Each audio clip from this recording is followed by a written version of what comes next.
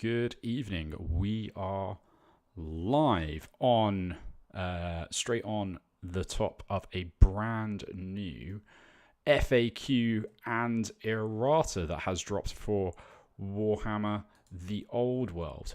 Blimey, Charlie, what a whirlwind of a couple of weeks it has been.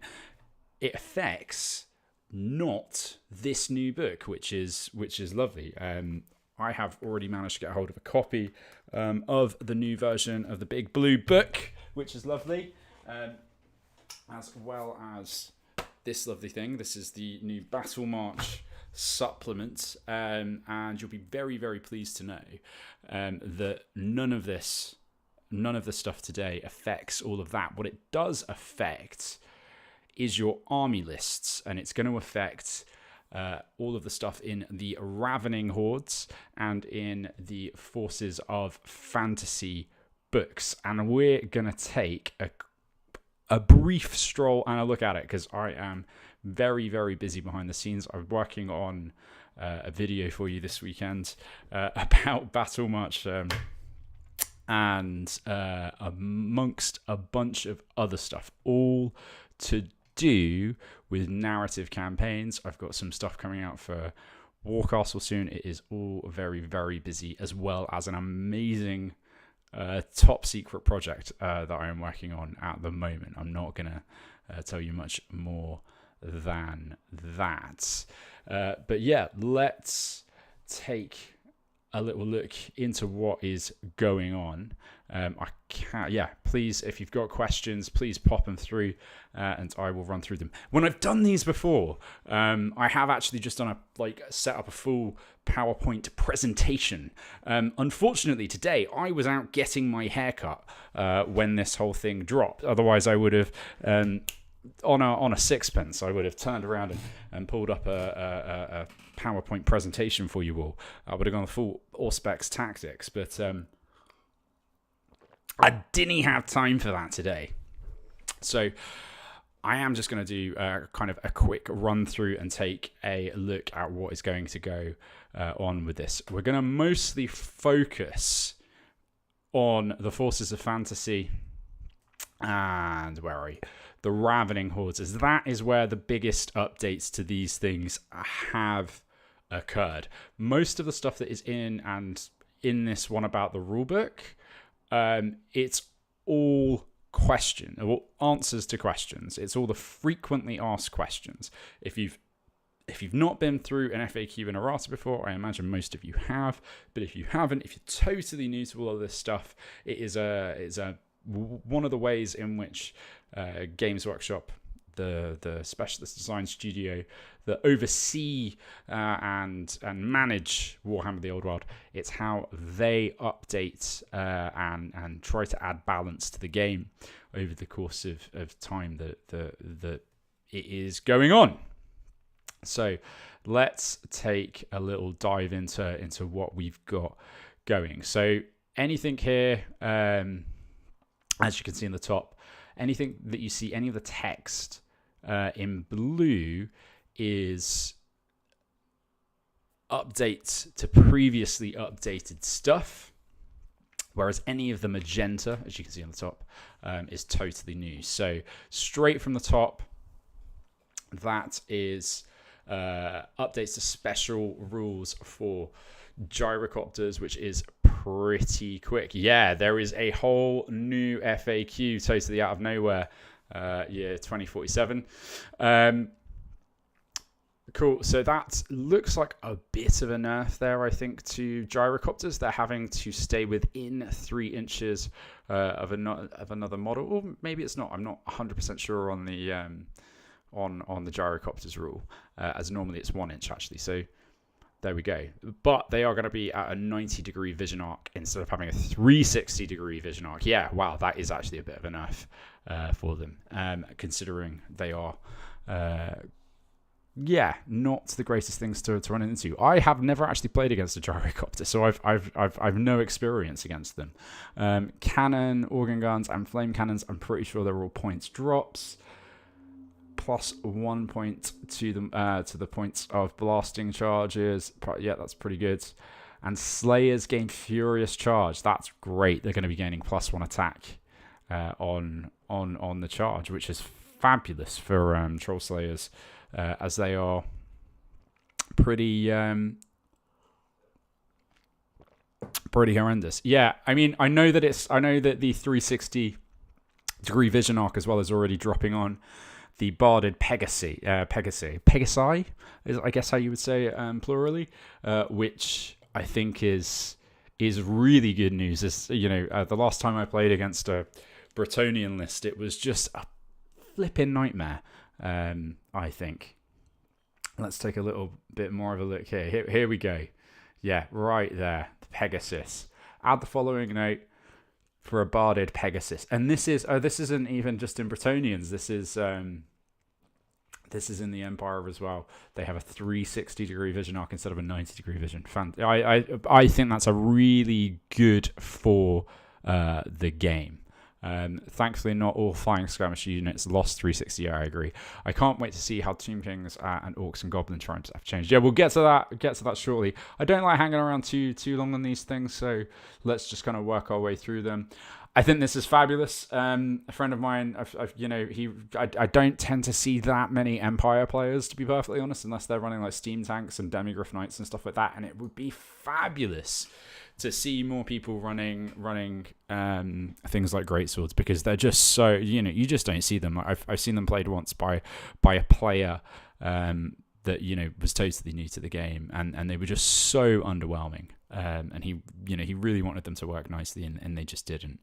Pistoliers, I'm terrible on. My memory is terrible for remembering what the points changes are. I'm going to imagine that the Pistoliers that's going to be a bit cheaper. I've definitely seen that the Empire Knights are cheaper, and the Inner Circle Knights being at 28 points. What's that? If you're running a unit of, really you want to run a unit of 10 Inner Circle Knights with all of the extra stuff, that's still, you're still going to be, if you're running 10 of them, that's 280 points, and that's before you add all of the extra stuff to them, which, that's still really expensive for what they do. I still think that's probably too much on them. Hellstorm rocket batteries changed the weapon strength characteristic to 4. Let's take a look at that. Because it's not going to have been updated in Old World Builder. So let me take a look at both of those quickly now, whilst I can bring it up.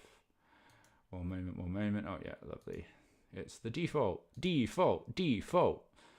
Where are you? Inner Circle Knights. So Inner Circle Knights at the moment, just a straight up Inner Circle Knights 20. Yeah, so it's a single point drop. That's a bit rubbish. Rare units, the Hellstorm rocket battery at the moment is strength 3. Yeah, that's really nice. The Hellstorm rocket battery being on strength. Strength 3, AP -1 currently. Yeah, that's really nice. At strength 4, AP -2. That's pretty fun. Old World Builder has updated a lot of the points changes. Maybe mine needs to update, but it's still looking like it's 129 at the moment for the Inner Circle Knights. I quite like those for both of them. Okay, so yeah, here for the barded Pegasus for the Bretonnians. Yeah, they've removed the 360 vision arc, and that just totally nerfs your flying horses, I think. Sorry, Two Hands, I missed that. Free Company Militia is actually kind of respectable. They're going to get 21 attacks if they're 7 wide, especially now that the silly interpretation of close order has been addressed. Interesting. Oh my goodness, I just knocked over a can of Coke on my... I'm working on these actually for a tournament on Saturday. These are my... let me switch over to my face cam and you can see them better. These are my War Dancers. And I know War Dancers are now like really quite good. So I'm very excited. I was building a super fluffy list ahead of time that is featuring War Dancers. And for once, an FAQ seems to have dropped and not nerfed Wood Elves, which I'm very, very happy with. Let's I am smiling ear to ear on that. Blessed Triptych gains Stubborn. Yeah, that feels right. What did it have? What did it not have before? Did it not have Stubborn? Let me have a look. Look. Kingdom of Britannia. Knights of the Realm of Foot. No, I don't care for Knights of the Realm of Foot. We want Men at Arms. Blessed Triptych. Where are you? Yeah. Grail Monk. There we go. Blessed Triptych against a unit contains a Blessed Triptych against Stubborn. A unit that contains a model equipped. Oh, interesting. Okay. Huh. That's a weird clarification, but anyway. Maybe someone can explain. Right, you got to read the FAQ section. Okay, fine. I'll take a look at that then. Knights Errant. We'll come back to that. Knights Errant changed the unit size to 3+. I like that for Knights Errant and Mounted Knights of the Realm. I think that's really fun, and I think that's really good actually for playing games of Battle March. You know, so you can have like a little unit of Knights of the Realm. I really like that actually. That's not going to eat so much of your points. I think that's really quite cool. Dispersed formation. Change the rule as follows: units that fly high above the battlefield adopt dispersed formations to prevent calamity. To maintain skirmish. Yeah, okay. Must be within 3 inches of another model rather than the usual one. Yeah, there you go. Cool, love it. Falconhorn, Freedom. Yeah, no, I don't care for that. That's not new. Here we go. Right, first and foremost for the Wood Elves, my special guys. Look, I'm sorry. I'm just gonna totally jump in. I don't know if High Elves are still bad. We'll take a look in a second. I'm going to show you my face cam. So I'm working on a Stag Lord. So I've got a tournament this weekend at Bad Moon Cafe. This is the Stag Lord that I am working on. I don't know if it's going to show. There we go. I need to finish up some of like the detailing and the base, but this is my Stag Lord. I know people aren't necessarily a fan of like the Lumineth thing. I love them personally. And then this is my Shadow Dancer as well, because all of mine are based on like the Lumineth guys at the moment. So yeah, she is like a fox lady. And then I've got the little fox as well, which I love. Like I don't even have a lore familiar in my list. I'm just gonna run the little fox around as well. It's actually, you know, before all of this stuff started dropping out of nowhere, I was actually working on a video around this. So yeah, I've been chatting to Paddy from the 2 Plus podcast about it. He was asking in a video if I was a furry, because I've got like a thing for having foxes around. I don't know if you can see my fox over here.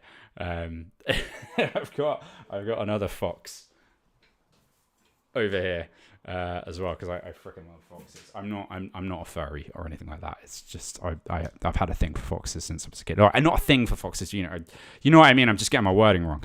Anyway, right, back to the Wood Elves. Yeah, so they fixed this branch wraith, changed the movement characteristics to 6.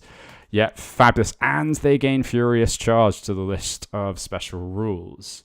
And Dryads. Oh, that's fabulous that they've given Dryads Furious Charge as well. So they're going to be what? Because they have 2 attacks base already. So Dryads are going to end up with like 3 attacks. That's madness. Like, if they manage to charge, that's wicked. That's really, really wicked. Thank you, Shooter McGavin, for subscribing. Okay, the martial prowess, that's affecting the Eternal Guards. During the first round of combat, yeah, they've gained a +1 modifier to its weapon skill characteristic. That's fabulous. Because that's going to make them even better. What else? Did I see something about them gaining strength as well? Because like the +1 weapon skill, they're generally better than most other kind of standard units in combat, like most core units in combat anyway. They could do with a bit of a buff to like strength or something. During the first round of combat, a unit with the special rule gains +1 modifiers to weapon. Yeah, okay. Fine. War Dancer and Blade Singers. Change the strength characteristics to 4. Yeah, blimey. And War Dancer attacks to 2 and the Blade Singer attacks to 3. That's just beautiful. Like, I am so happy with the list that I have built for this weekend. Like, I don't expect to win. The Treekin and the Elder. Wait, hang on. Just regular Treekin? No.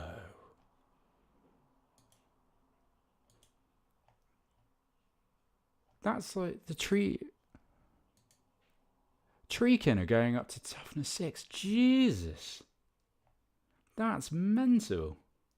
What are just regular tree men? They're already toughness 6. That's fabulous. That's really fabulous. Can they parry with their spears? Yeah, parry is only hand weapon and shield, unless like we'll check in the FAQ in a second. That's really, really nice. Like Treekin, I have a thing about Treekin. Like, I know that they're not great, but making them toughness 6, just boy howdy, makes them really hard to bring down. That's a really nice little change and makes them much more valuable. Sisters of the Thorn, change to 22, unit size 4+, very good. Wild Riders are now cheaper as well. Warhawk Riders are now cheaper. Fabulous. Okay, someone was asking about regular elves. Elven Spearmen are now 8 points a model. Elven Archers are now 9 points a model. And Sea Guard are now 10 points a model. What are they current? I'm imagining they're like 11, 10, and 9 in reverse, if that makes sense. Let me have a look, see. Wood Elf Rounds, Renegade Crowns, no. New list, High Elf Realms. I'm sorry, I don't have a photographic memory for these things. What are they at the moment? Lothan Sea Guard. Oh, they've already been updated in... blimey, they are quick over at Old World Builder. Wood Elves are going to be a lot stronger. Yeah, they are. The love Wood Elves are getting is once again confirming that Tomb King versus Wood Elf box. Yeah, I don't know if you saw my video, the short that I posted yesterday. This is just indicating they've set up the narrative for it in this book. Not that, as far as I can tell, anyone that you follow on YouTube. I sound like a braggart there, except me just follows the narrative. I know a bunch of people follow the narrative. I'm not going to go down that road. Okay. Yeah, Martial Prowess, they've just updated as a whole thing. People keep on asking me to make more lore videos because I made the 2 lore videos and then they never seem to like kind of take off. So I kind of didn't make any more, but my partner really, really likes the lore videos. And I'm like, I should probably make more lore videos, but there's so much work to do, like in the way that I want to make them. But anyway, right, here we go. Arcane Journal Errata. Scout Gyrocopters. Okay, yeah, they gain the extended formation on that. Arcane Journal, Veteran Outriders. Oh, interesting. So they don't gain Ponderous anymore. That makes Nuln even more powerful, which is nice. Imperial Ogres, I'm going to assume that that's a points drop there. Squintoffin's Marvelous Magnifier. Delete the asterisk. I have no idea where that asterisk is being deleted from, but if anyone wants to follow up in chat, I'd appreciate it. The Aura of the Fae for Britonia. The enemy player only wins victory points for destroying the Green Knight for the first. That's good. That's a nice change. I think, I felt that was like when I've played against them and I've destroyed the Green Knight. That does feel, a bit unfair on a player that you got points every time you killed them. That did feel a little bit unfun to me. Okay, and then this is more updates. Guardian of the Sacred Sites. Okay, fine. So this is actually more. Gyros no more than 360 degrees view is huge. Fair enough. I've never played against dwarfs. Like, I really need to play against Dowry After Dark, and get a game in. But I've never. No, I've played one game. I've played one game with a friend of mine who has dwarfs, and it was like one of his first games, and it was a tutorial game, and that was it. But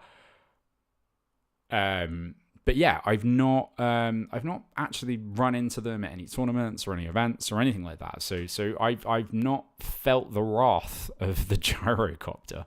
It's enough. Before, all Outriders in Nuln were veteran Outriders and didn't suffer from the Ponderous rule. But now it's only 0 to 1 per army, with the Squintoffins not being common. Oh, it's a big nerf. Oh, okay. Oh, I'm sorry to hear that. Sorry, yeah, I'm not big on what's going on with the Empire. So yeah, let's continue through. Orion changed the toughness characteristics to 6. Remove fear. Yeah, like fear is so irregular anyway. Does he call? Yeah. Change the points. I mean, I still think that's really expensive. Renegade crowns actually getting changes makes me feel confident they are here for the long haul. I feel like they're here for the long haul as well there, Wissenland. I feel that. High Elf Realms, Warriors of the Wilderness. Change the first sentence of the rule as follows. Once players have finished placing terrain, a Cracian Warhost player may place one additional area of difficult terrain measuring no less than 3 at its narrowest and no more than 9 at its widest. Interesting. I didn't know that they could do that. Again, this is like another one of those things. Like, I've come across 2 high elf players and they were both playing double dragons lists. That's it. Like, that's the only high elves I've seen. The Gaming Tom. Hi, you've recently bought your first time in the Walls of the Sea and played your first match with some friends. Yay! No worries, Gaming Tom. I'm glad they helped. Thank you for letting me know. That's really lovely. My life has been a bit mad recently, so the video stuff has kind of slowed down from me, but I've got some more stuff in the works. I just need to bloody crack on and get it done. Dwarfen Mountain Holds. Here we go. So we got some questions, frequently asked questions. Here we go. How does the Master Rune of Adamant work on an Anvil of Doom? It increases the toughness of the crew, but not the anvil itself. Yeah, that makes sense. When a model hits an enemy using the Deathblows special rule, does that hit benefit from that model's special rules? Yes. Cool. Is an entrenched unit protected on all? Yeah, cool. Okay, yeah, because I know that's one of my friends again when playing against dwarfs, and he was entrenching a unit, and that makes sense that it's on the front. Welcome to the cool side of the pillow, Tom. Very good. Goblin here shoots using Whirling Death special rules. Adds D3 modifier to the number of shots rolled for each rank file, or just a single D3 modifier. Roll an artillery dice plus an extra D3. Cool. Yeah, like, this is the thing. I don't really know too much on dwarfs. I think the big thing that I know that dwarfs are missing, and if it's not been updated and they haven't received anything here, will be that they don't have like their own anti-fly thing. And that they've missed out on a lot of the magic item updates that came with the Raising of the Westerland Arcane Journal. So if that hasn't been addressed in any of this, I think dwarfs are still in a bit of a poor place as I understand it. if they don't have any magic items, and if there's no magic item stuff that has come through, then I know Richie over at Dowie After Dark won't be all that impressed. So let's see what else is going on. Can a steam tank fire both its steam cannon and steam gun during the same shooting phase? Yes, very good. Here we go. Right. So, does a unit that includes a Grail Monk... So, this is the answer to the question about the Blessed Triptych. Does a unit that includes a Grail Monk with a Blessed Triptych lose Stubborn if the Grail Monk is killed before the rule can be used? As per the errata, a unit that includes a Blessed, regardless of whether the model purchased that unit has been killed. Yeah, that's nice. I think that's a nice kind of thing, because if if I Hawkeye Archer, the monk or whatever, it's just making them that little bit tougher for a turn. And I think given that they have taken a bunch of nerfs elsewhere, it's nice that they, remain given the Men-at-Arms a bit more staying power. I like that, and I like seeing the Grail Monks in a unit. I think they're fun. Does a unit of Battle Pilgrims that includes a Grail Reliquary benefit from the blessings of the lady, or just the Grail Reliquary itself? The entire unit goes, yeah, that makes sense. Having played Bretonians before. Does the Hawkeye Archer rule apply to magic items that allow the bearer to cast a magic missile? No. It only applies to the Waystalker's Azrai Longbow or to the ranged magic weapons. Oh. That's interesting. Sword of Sorrow is now usable. That's how I read that. That's very good. That's very, very nice. So you can Hawkeye Archer with Sword of Sorrow. Oh my goodness. That's hilarious. I got noped to the back end for doing that at my last tournament. Someone was just like, nope, that's not allowed. And I was just like, but there's nothing in the rules that says that can't happen.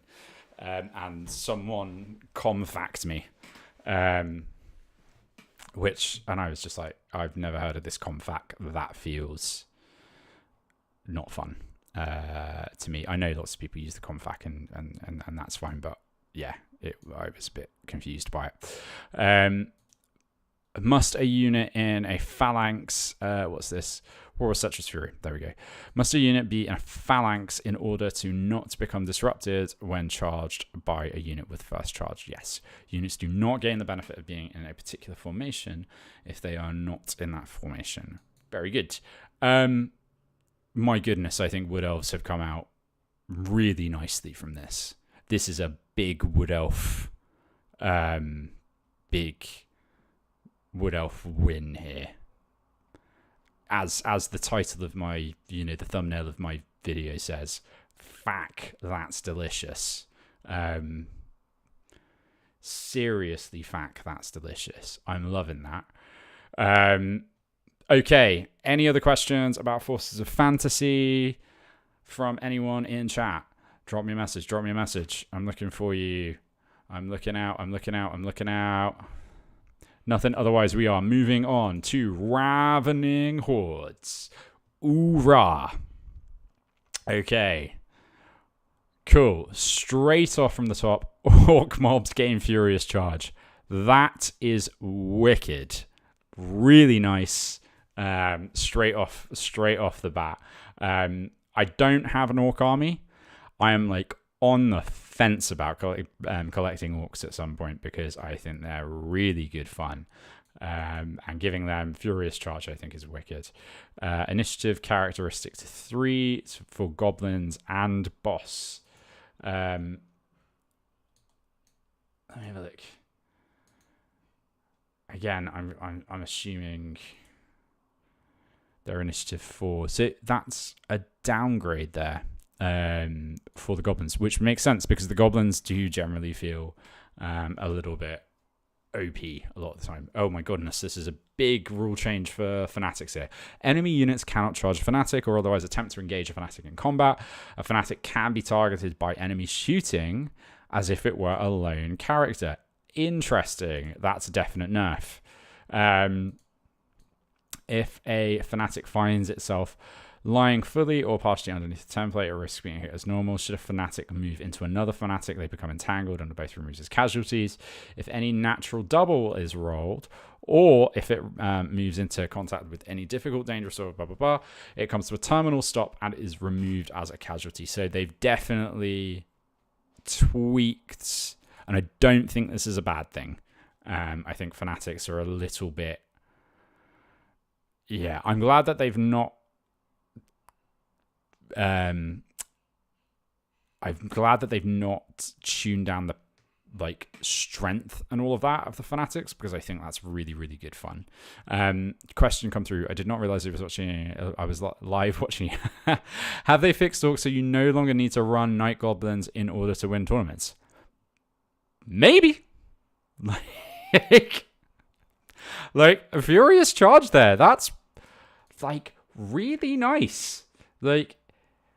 They have just base one attack. You could give them an additional hand weapon so they have 2 attacks. Theoretically, you could make a big charging block of Orc boys that have 3 attacks on the charge, which is really, really nice. You've been trying to build an Organ Goblin army that feels like a possible barrier to entry because you don't want to run Night Goblins. That's fair. I mean, I personally really, really like Night Goblins. I know that they're really, really popular, but at the same time, I kind of also want to run a Black Orc mob sort of thing, or maybe just a nomad war sort of thing, with loads of chariots and stuff like that. I don't know. I'm not super into I like a little bit of a mix of everything, of boys and of the I really like the orc boar chariots and stuff like that. So yeah, common trolls change the leadership to 6 and the points to 39.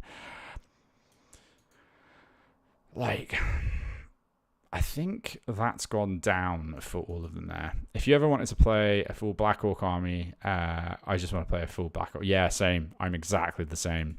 Giants, change the toughness to 7. Nice. That is quite good. Delete the asterisk on Trollhide trousers.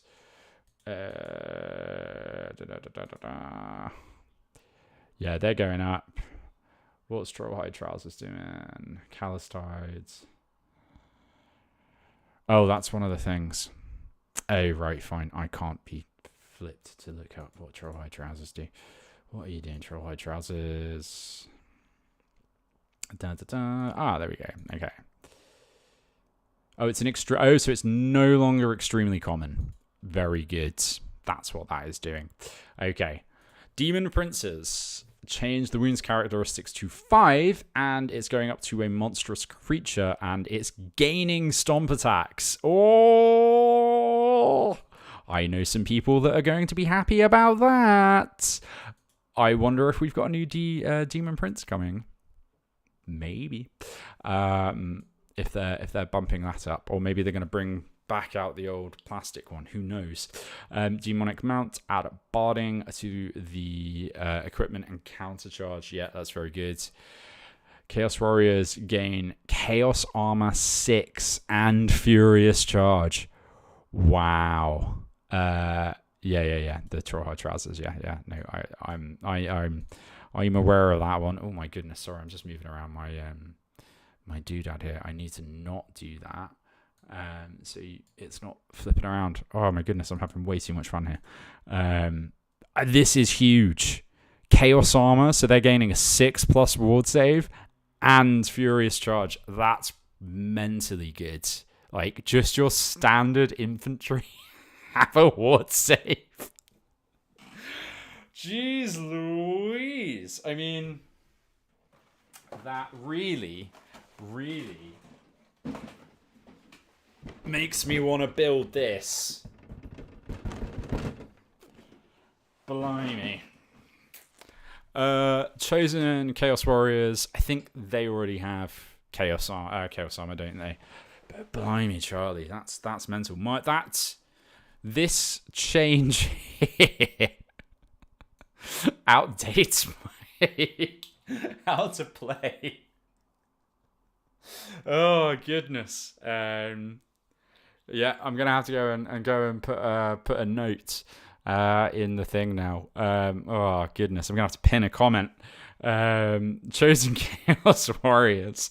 Add Furious Charge to the list of special rules. Yeah, that's wicked. Chaos Ogres, I'm going to assume that that's a drop down. I do run a Troll Horde as your 4th army after Nuln. Bretonnian Exiles. I don't want to think about how many Old World armies I've got. I've got something in the region of about 1,000 points of Skaven, close to like 3,000 points of Wood Elves, another 2,000 points of Chaos Warriors. I've got about 2,500 points of Bretonnians. And now I'm sitting on a bunch of Cathay stuff as well. Oh, goodness. Chaos Knights gain Chaos Armor and Countercharge. Very good. Chosen Chaos Knights can now be unit size 3. Again, I think that's really good for Battle March. I think that's what they've done that for. Chaos Dragon is now on a 100 by 150 millimeter base. Ooh, it is an impetuous dragon now as well. That's interesting. No more hiding your dragons around. I mean, the likelihood that you pass the leadership test is pretty good. I mean, if I remember correctly, Chaos Lords have a leadership of 10. And Chaos Sorcerers a leadership 9. But yeah. You just got some ogres. Actually, as your first legacy army seemed like a good investment. Fair enough. Change the wounds characteristic to 5 on a Chimera, points to 170, and then replace Stomp Attacks 1 with Stomp Attacks D3. That's nice. I don't know if I'm going to run a Chimera. People were saying that there were rumors about a Chimera model. So, I don't know. Maybe they're doing an upgrade to that. Who knows? Hellcat, all of that changes. Right, on to the Beastmen. Bestigor Herds, even, if I can pronounce it correctly. Gain Furious Charge. Gore Herds gain Furious Charge. Dragon Ogres go to 59 points and 2 to 9. I think... What is that? Warriors of Chaos, because you can take them as well. Dragon Owners. Unit size 1. Oh, interesting. Because you can just have 1 Dragon Ogre. So you have to take a minimum of 2. Okay, yeah, okay, interesting. Jabber Scythes. Change the weapon skill characteristic to 5 and the points to 185. Yeah. Cockatrice. I'm just trying to think of what the points of all of these things are.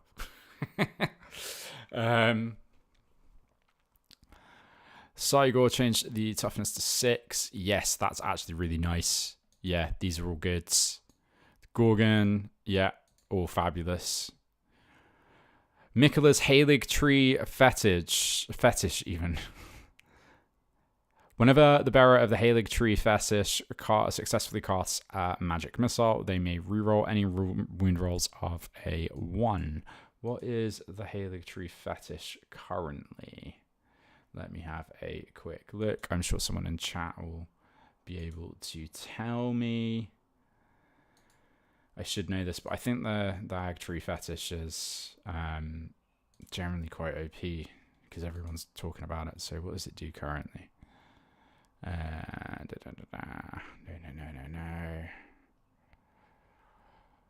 Where are you? Oh, it's because it's a magic thing, isn't it?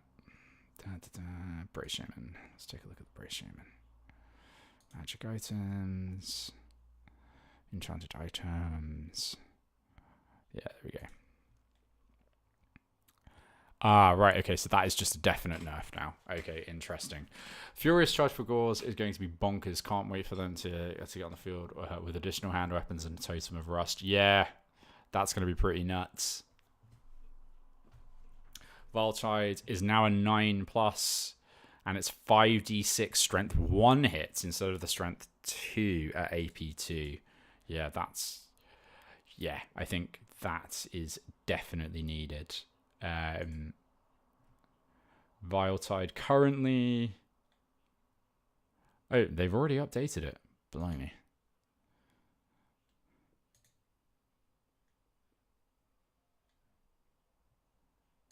Ah, no, they've just given it the AP2. Interesting. Okay, so that kind of makes it even more powerful, I guess. Interesting. Oh, no, sugar. No, that's just a nerf. That's a flat out nerf. They've gotten rid of the no armor save or ward saves, and it's now just AP2. Interesting. I see what they've done there. That's me just taking a hot minute to catch up with what's going on. Ashabti changed the ballistic skill characteristic to 2. And they're not arrows of Asaph, are they? The Ashabti. They don't fire arrows of Asaph, so they're going to be hitting pretty terribly. Let's have a look. You are a special unit. Yeah, well, so... Yeah, there's no arrows of... no, they do have arrows of Asaph.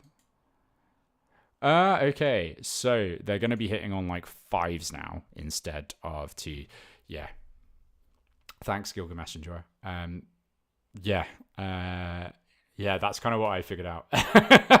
Yeah, I was just like, oh, I see what's happened. This is mad. Ashabti, unfortunately, that's a bit of a nerf to the Ashabti there, because they're going to be hitting on... They're going to be hitting on 5s if they're ballistic skill 2. But they'll always be hitting on always hitting on 5s. Skeleton Horseman, again, I think that's a battle doodle. Sepulchral Stalkers, down to 49 points. I think that's been changed already. And thingy, the Icon of Rakath. Unless it made a charge move, a unit carrying the Icon of Rakath may perform a single free reform after moving during the remaining moves sub-phase. Cool. Okay, Arcane Journal. Trollhag is now weapon skill 3, which I think is... I like that, because I really hate Trollhags. Oh, goodness. Like, I'm just trying to think... balance of what are they? They're weapon skill 2. No, they've improved that. That's an improvement. So that's better for hags. But I freaking hate troll hags. Excuse my French. Bone Grinder Giants, toughness 7. I like that a lot. That feels better, I think. Okay. Ooh, that's quite nice. The Barded Skeletal Steed gains countercharge, which is very good. Oh, lovely. Look at this. For, all of the Warped Gores and the Warherds as well are gaining Furious Charge, which is really, really fun for playing cool Beastman lists. I love Beastmen. They're another one of the armies. When I did the army guide for that last year, I was like... They're really nice, and I want to do a Beastmen army, but I feel like I would be betraying my Wood Elves. And I really, really like the Praeton as well, so I'm happy to see that that's got a minor buff. An extra wound is good. Okay. I'm looking. Raising of the Westland. If a single character or unit takes 2 or more of the same chaotic trait, are its effects cumulative? No, that makes sense. When raising dead, can they be raised within an inch of an enemy model?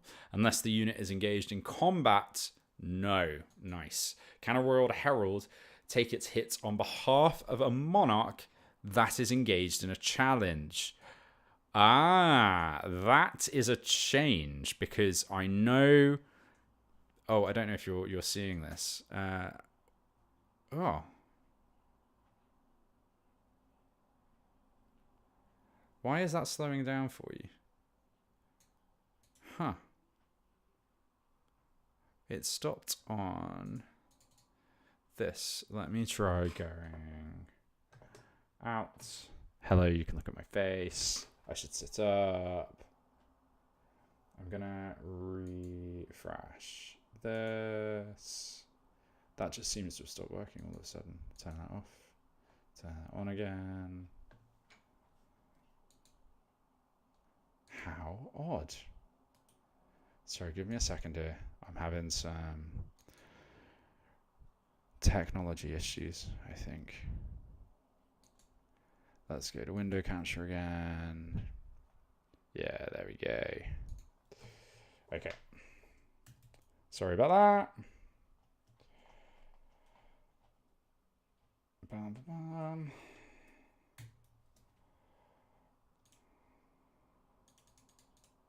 Yeah, there we go. Yeah, so can a Royal Herald take hits on behalf of a monarch that is engaged in a challenge? That has definitely been FAQ'd out because I have played against Tomb King players who have done that, and it's really annoying. Are the effects of the Eternal Taskmaster cumulative? No. Can a Casket of Souls move at the end of the shooting phase of its turn using the reserve move special rule? No. Why did anyone think that it could? Like, I'm pretty sure it says, like, it just can't. That, like, anyone that was playing that feels like, I make the argument constantly about Wood Elves being able to use the special magic arrows via an amended Azrai longbow, because that's how it's written, and it makes clear as day sense in the rules to me. I think they should be renamed as enchanted arrowheads, but yeah. Hello, Commissar, Triple N Commissar. Love your faction lore videos, thank you. Have helped you start Warriors of Chaos and Tomb Kings. Oh, great to hear that. Big love back to you there. Cool. Right, that is most of the main bits from those. I haven't checked Grand Army of Cathay, actually, so let's take a look at those because they're not in here. They're not in either of those. Just a couple there. Dawn of the Storm Dragon. Cool. +2 combat result on a Jade Banner. That feels pretty good. Where are you, Cathay? What are you at the moment? If you are the Battle Standard Bearer, if you can wield a Jade Banner.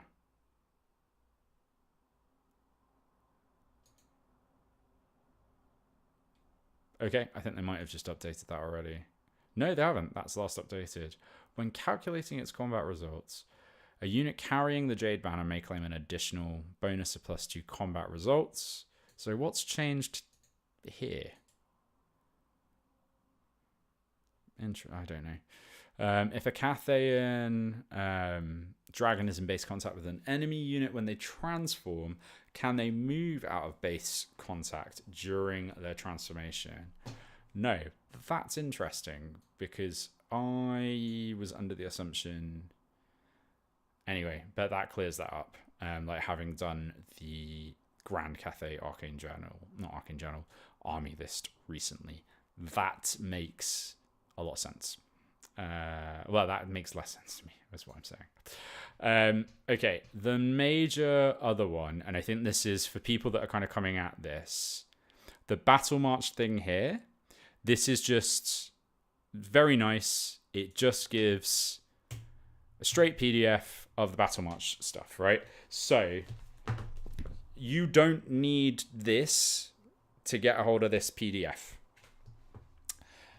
And like, this is the same thing that is in this book. So you do not need to grab this book if you want the Battle March stuff and you have the original big blue book. This is word for word exactly what is in here. This Battle March book, this one here, I'm holding up like Peter Gabriel in that film where he's holding up the boombox. Maybe I just go on face cam for a hot minute. There we go. So this one here Oh, it's a typo fix. In the AJ, the description calls it Grand Banner of Superiority rather than... oh, right, I see. Fine. Yeah, cool. I just end up checking All World Builder too much to notice the difference in these. So the thing that the Battle March book contains is these narrative scenarios, which look really, really fun, and I will definitely be playing, including this one on that has like a river with a bridge, which just looks wicked. There is also a like baggage cart escape mission, which is really, really good fun. You know, I think they're really having fun with these. I really like this. This is wicked. This I think is very good. It's not necessary if you want the Battle March rules and stuff. You know, you can download them here, or they're in the big blue book. But I think this is, I would recommend. I think this is a good book. I think that personally, that is my personal recommendation. Battle March is going to be insane. We need Siege back next. Yeah, the Siege is wicked. Yeah, you can download the rules for that on online pretty easily. Actually, I should do a thing on Siege. So if you're new to it, like the whole thing in here is like they do not amend any of the rules. So all of the rules, if you have picked up the new core box, I don't know why I went out of thing. No, I don't want to do that. I want to go this one. Here we go. It's hot and my equipment is screwing up. So if you do get this, I'm showing it off because I'm just like if you do get this and you get this book inside, the stuff in this errata document doesn't amend any of the stuff in there, which is good, because they shouldn't. I think it would be a big ass penisy move to update that just after they've done pre-orders for it. I think it would be very penisy. So is it, it's not even past the watershed. I'm such a child of the 90s. So what they have done what is this? So they've there's one thing here. Okay, interesting. Historical recreation. Change the last sentence of the third paragraph as follows. In addition, any unit with the impetuous special rule suffers a -1 leadership. I'm going to assume that is an update to the older book and that this is already included in it. But I don't know. I'll double check that for you. Any unit with the impetuous special rule suffers a -1 modifier to its leadership when testing to see if okay, and that's just on a scenario. That's not actually a special rule, which is fine. Match play guide. This loads of people were talking about, and I really, really like it because it stops people death starring. I should be sharing. I'm a terrible streamer. Absolutely rubbish. Grand melee. This is a big change to that. Add the following to the list of bullet points. No single unit may contain more than half of the total number of models in the army. Yeah, I think this is wicked. No big Death Star units anymore, which I really, really like. And I think that's going to stop you, as I understand that. And I think there's probably going to be some FAQ on that as well, as opposed to an errata. I would imagine that stops a character, and this is how I would interpret that, is if your character were to go and join that, and then it would, turn, say, a big unit of Grail Knights or something like that into, over that 50%. I think 50% here is, actually pretty lenient as well on a Death Star unit. It kind of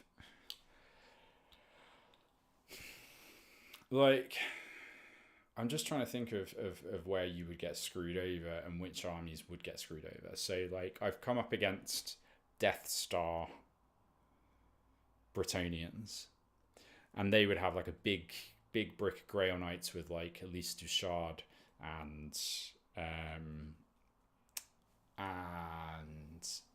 not Paladin, the bloody Duke or Baron with the Cackling Blade and the Virtue of whatever it is, and they just become a bit of a monster, and they're just really, really hard to chew through. But even, I would say that was like kind of a third of the models in the army, because they had a big unit of peasants, right? And the unit of peasants was more as a unit that had more numbers, more models in. So that's kind of interesting. So we'll see. Okay, players have choices to make. The active player always chooses first. Okay, that makes sense. Can models choose not to make an armor ward? No, they have to make a save if they can. Does a unit count as being obscured when some of the models within it are behind others? No, a unit cannot be obscured from the enemy by itself. What's more, models within a unit do not obscure the enemy from other models within the same unit. They either completely block line of sight or present no obstruction. Okay, that's interesting. My Temple Guard Death Star is unaffected, and I assume most Chaos Exceptionalists would be fine to run units of Bowmen. Flesh Hounds, yeah, I think that's fine. Couldn't you just make 2 smaller Death Stars? That's no Death Star. That's no moon. That's 2 Death Stars. I can't remember the phrase. Do magic missiles that require the caster to draw a line from their base require a target? No, as stated in the spell's description, simply draw a line from the caster's base. Any model the line is hit by the spell. Interesting. If a wizard has a special rule that applies when they attack an enemy, such as Killing Blow or Armor Bane, is that special rule? I love. Absolutely not. That's fabulous. Very good. Just emphasis on absolutely not. If a wizard has joined a unit, can they cast spells from any rank, or must they be in the front rank? Unless they have a special rule that states otherwise, a wizard must be in the front rank or the first fighting rank of their unit to cast spell. Like all characters, wizards bring no benefit to their units by skulking in the rear ranks. Very good. Does a wizard that has joined a unit need to be in base contact with an enemy model to cast an assailment spell, or do they need to be within the fighting rank?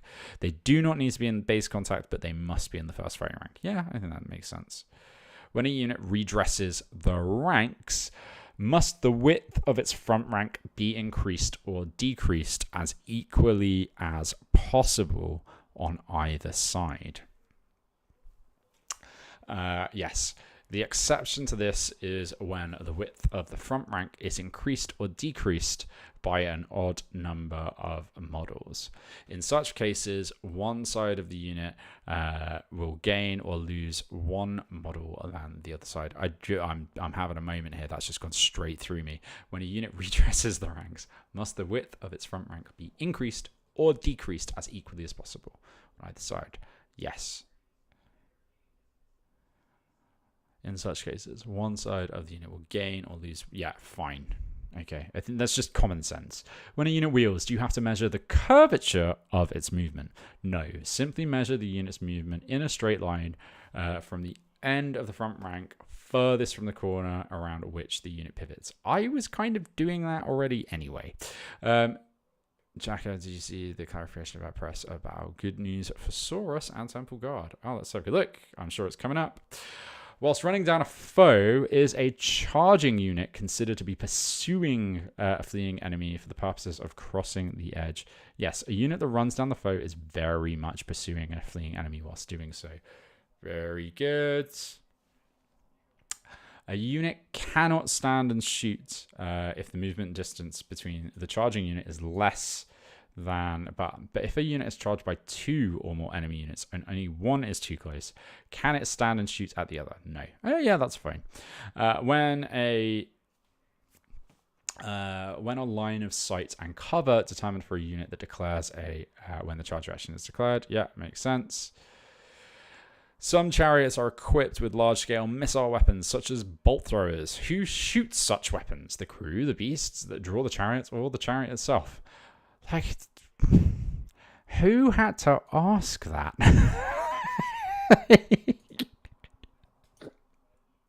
Seriously. People, come on. Like, it's just like, seriously. It's like, you've got a giant thing on the back of a spider. I'm just imagining the kind of world in which, like, the spider is the spider coming here and flicking the switch so the bolt thrower fires or whatever. Crimety. That's what I'm thinking of the Howder. The Howder is the thing that sits on top of a giant beast. Blimey, Charlie. Anyway, if a unit... here we go.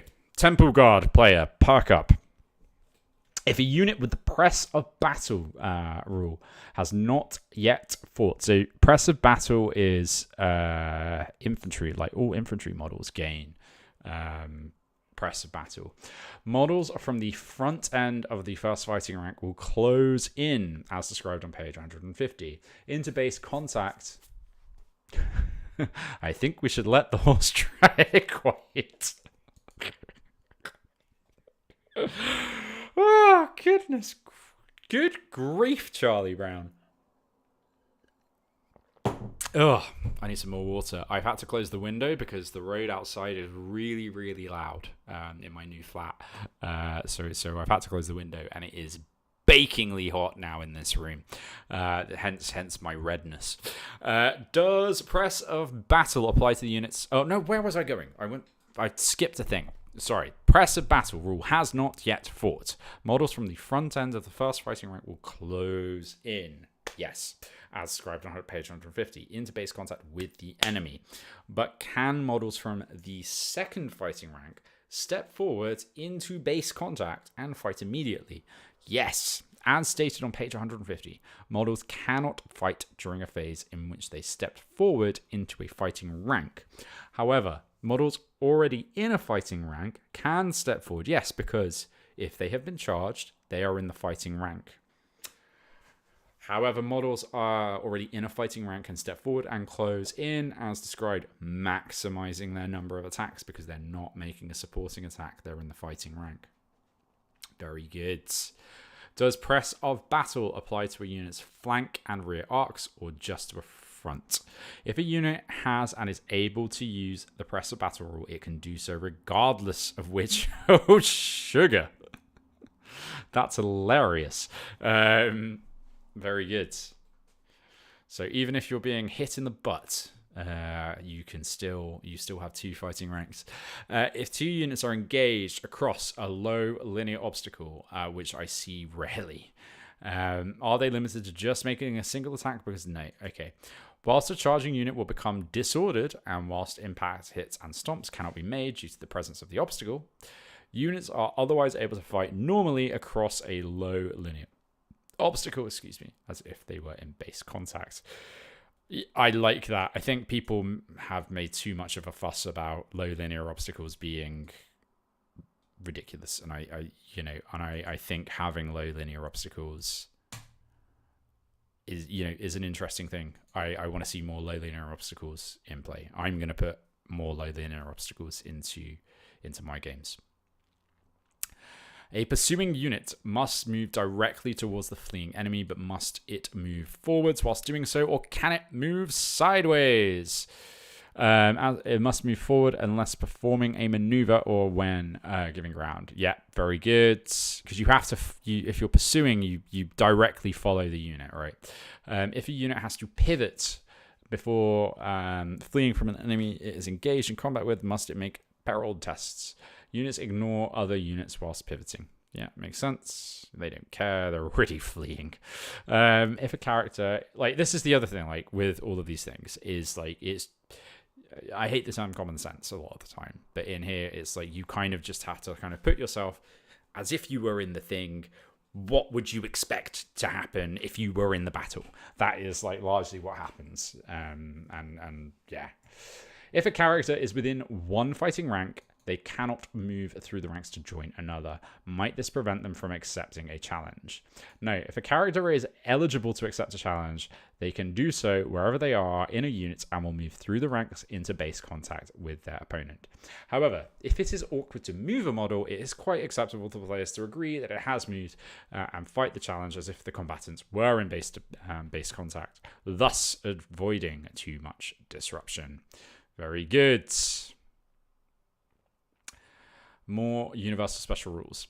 Does placing a unit of ambushers into reserve count as deploying a unit? No. Like it. Again, helping Wood Elves. When are ambushes placed into reserve and when is this declared? If your army includes any ambushes that you wish to hold in reserve, set those units aside before deployment begins, making it clear to your opponent they are ambushes and will be held in reserve rather than be deployed with the rest of your army. I like it. Can a drilled unit redress the ranks before making a countercharge reaction? Yes. Wow. Blimey. That makes them very, very, very good. I like that a lot. Can an evasive unit that use that special rule whilst engaged in combat or whilst fleeing? No. Yeah, that makes sense. If a model has Killing Blow or Monster Slayer, does a roll to wound of a natural 6 cause an enemy to lose all of its remaining wounds, even if that enemy would normally be too tough to wound? Ah, okay, interesting. If a model has a killing... If a model cannot wound an enemy, it cannot kill it. Oh, okay, interesting. So if you're like a lowly, I don't know, level... What are they stopping here?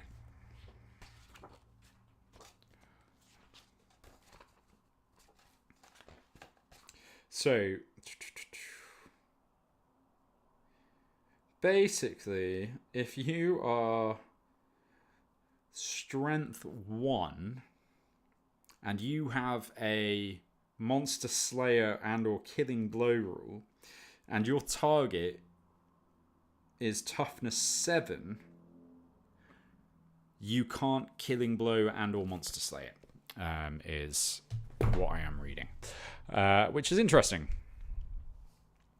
Okay, does a unit with move through cover discard the highest dice when making a charge roll if charging through terrain? Nice. Again, helping Wood Elves. Can a model make more regeneration saves than it has wounds? Sorry, excuse me. Can a model... Okay, no. When making a regen save, it makes one save for each lost wound. Cool. So you lose all of those things, and then you get to make your regen save for every wound that you have lost. Interesting. If a unit of scouts is deployed completely within my deployment zone, can they be deployed within 12 inches of the enemy, and can they charge in the first turn? No, regardless of whether a unit deployed as scouts must abide by the rules for deploying scouts. Yep, makes sense. If a stubborn character joins a unit, okay. No. Okay. Oh my goodness. Woo! No, stubborn is used the first time a unit loses combat. If a character is unable to use a stubborn roll, yeah, fine. This wrinkles my brain after a while. Do skirmishers have flank or rear arcs whilst engaged in combat? While skirmishers do form up when engaged, they are not considered of a rear flank. Okay, good. When skirmishers become engaged in combat and form up, must any command group be placed in the fighting rank? Yes. Okay, that's good to know. That's helpful with war dances that I will be running at the weekend. A fighting rank cannot contain more characters than it does contain rank and file models. In the case of a unit with a press of battle rule, does this include rank and file models in a second fighting rank? No. No single fighting rank can contain more characters than it does rank and file. It doesn't matter how many fighting ranks a unit might have. Interesting. So you can't just stack loads of characters in a unit. I think that probably impacts Tomb King players most from what I'm picking up there.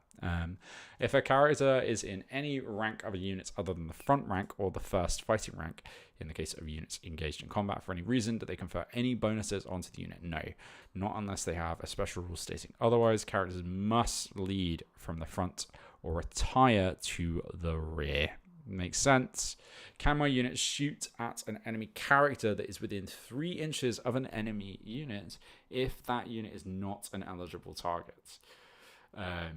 If the requirements given on page 206 are met, the character cannot be targeted. Can a character that has joined a unit be the target of a spell that would give them a special rule that prevents them from joining a unit? Ethereal, for example. No. If casting a spell causes a situation, the rules specifically prohibit the spell cannot be cast. I like that. Cool. Some characters have special abilities that require a leadership test. If the character is slain, do these abilities? Yes. Absolutely. When shooting a cannon, a line of sight is required to a target point. But what about the strike point? A cannon does not require a line of strike to the strike point. However, if anything that would stop a cannonball from bouncing, see crunch on page 227, lies between the target and the strike point. The cannon... okay. In other words, you cannot use a high result on an artillery dice to glitch a cannonball through an impregnable obstacle. Good. Mini dingbats, any major changes? Not to the rules, I would say. There have been some pretty big changes to infantry and such, which I'm going to cover in a second. Oh my god, how long does this document go on for? Okay, we've got 2 pages to go. I hope this is going to be in the new rulebook. No, I'll explain that in a second, because none of this needs to be in. None of these are all just frequently asked questions. These are just clarification points. There's nothing in the new rule book. I will go through this in a second. Whilst Drain Magic is in play, does it increase the casting value of bound spells? Yes, because it does. Can a character replace armor with which they come equipped with a lighter magical armor in order to bypass restrictions imposed on other upgrades? A character can replace one type of armor with another. However, for the purposes of available upgrades that are restricted based on the type of armor worn, the character is still considered to be wearing the armor they come equipped with. Okay. Interesting. So I guess that's like, if you're wearing heavy armor and choose to wear something with light armor, you are still wearing the heavy armor. Is how I read that. Okay. For the purposes of other upgrades, what types of armor are the armor of silvered steel and the armor of meteoric iron? If a suit of magic armor gives an armor value of 6+, it should be considered light armor. Yeah, okay. Cool. Does a weapons AP reduce the armor value of the armor of... This is mental. Like, that people... Like, it's very clearly written, I would say, personally, that it doesn't. Okay, match play guide. If a unit is limited to, for example, 0 to blah, blah, blah, how many units can I field in a 2,000 point army event using combined arms? You can field up to 3 per character in the first example and 6. But combined arms get reduced. Blah, blah, blah. That 1+ is not a restriction. It's a minimum requirement. Yeah, makes sense.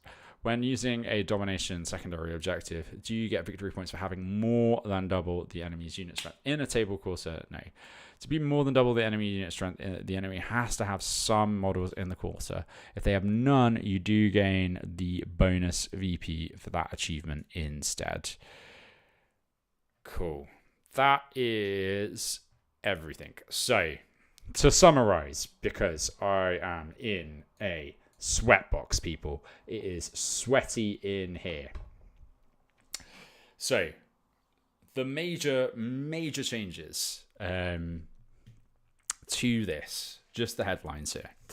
The major changes with the FAQ do not impact this big blue book. This is the new book, as you can see, because it's got the Chaos Dragon. No, oh, for goodness sake.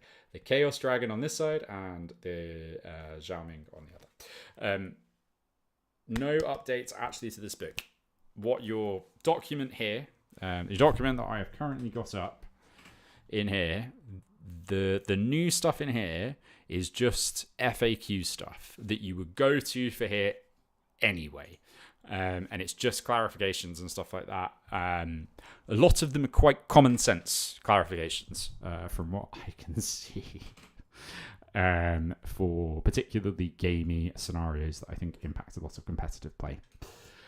The big changes with this have been to, let me go over to my library shelf, hang on.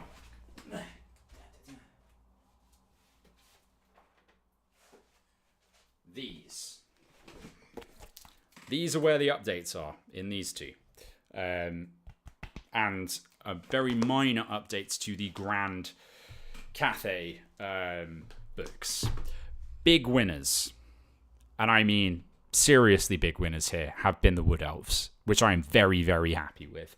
The other ones that that's the army I think that has done the best out of this, on the face of it. I think, given that as well, it's kind of indicating that, you know, if they're trying to make Wood Elves look good, you better believe that some Wood Elves be coming, which is really nice. Really, really, really great, and I'm hoping that they come, because they've got a bunch of gaps in the range, particularly Battle Standard Bearers, and they've still got shed loads of old metal miniatures. So let's hope that they get a bunch of those updated. The Warhawk, like, just from it, like, you know, I think some people in chat were saying, you know, we can kind of indicate roughly that Warhawk riders and War Dancers are quite likely to get some updates, because they've had big improvements to them. Warriors of Chaos now have chaos armor, so they've now got a ward save.